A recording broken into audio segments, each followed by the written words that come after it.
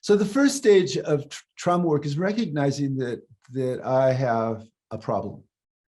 I think you call that first stage face trauma. Facing trauma, yeah. And it's helpful to understand that the way that trauma and resilience work is there are memory systems.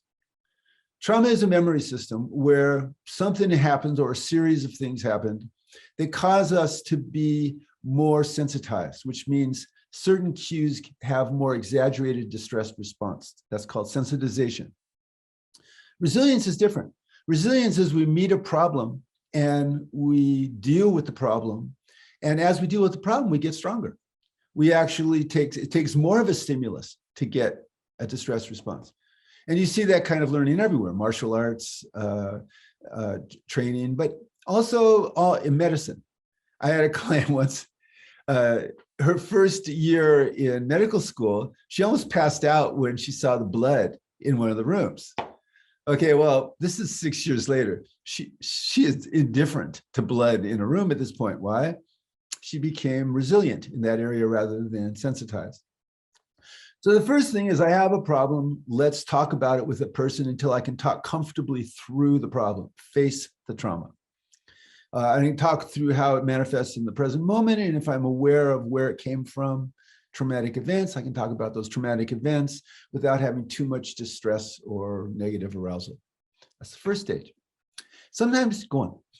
So the benefit in realizing that both trauma and resilience are memory systems is once we realize that, we understand that we can create new memories and or rescript memories, which you refer to in the later stages. But is that the benefit in framing that as memory system, or is there more to it? The benefit is that we're dealing with neurobiological reality of what it is. Most of psychotherapy in the 20th century, particularly the non-behavioral ones, the non-cognitive ones, were metaphoric systems. Carl Jung talked about shadow, for instance, when he was talking about the adaptive unconscious. Freud said there's an id, which is all, our stuff that we want to do. But there's no id in the brain. The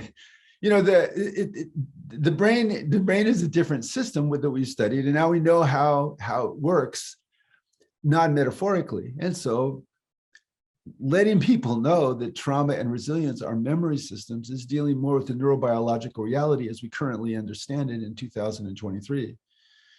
And that leads to cross-validating basically every part of this work with social science, neurobiological science, and clinical science. So that's the advantage of understanding them as memory systems. And then one other advantage, there's many memory systems. There's long-term memory, there's consolidated memory, there's short-term memory, there's working memory, and I won't define all of them. But here's the cool thing about memory. If you remember an event with a little bit of the emotional charge of the event, and with the meaning of the event as it means to you, your brain opens up that event to be reconsolidated.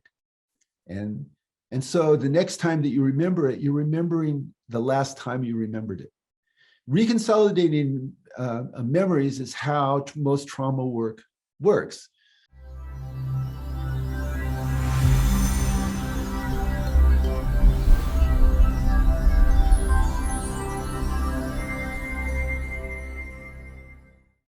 Along with our website at portalsofperception.org, Portals is also available on YouTube and on all podcast platforms, as well as social media. You can become an active member and join the conversation in community events. And you can help us get the word out by liking this content and by sharing it with your friends.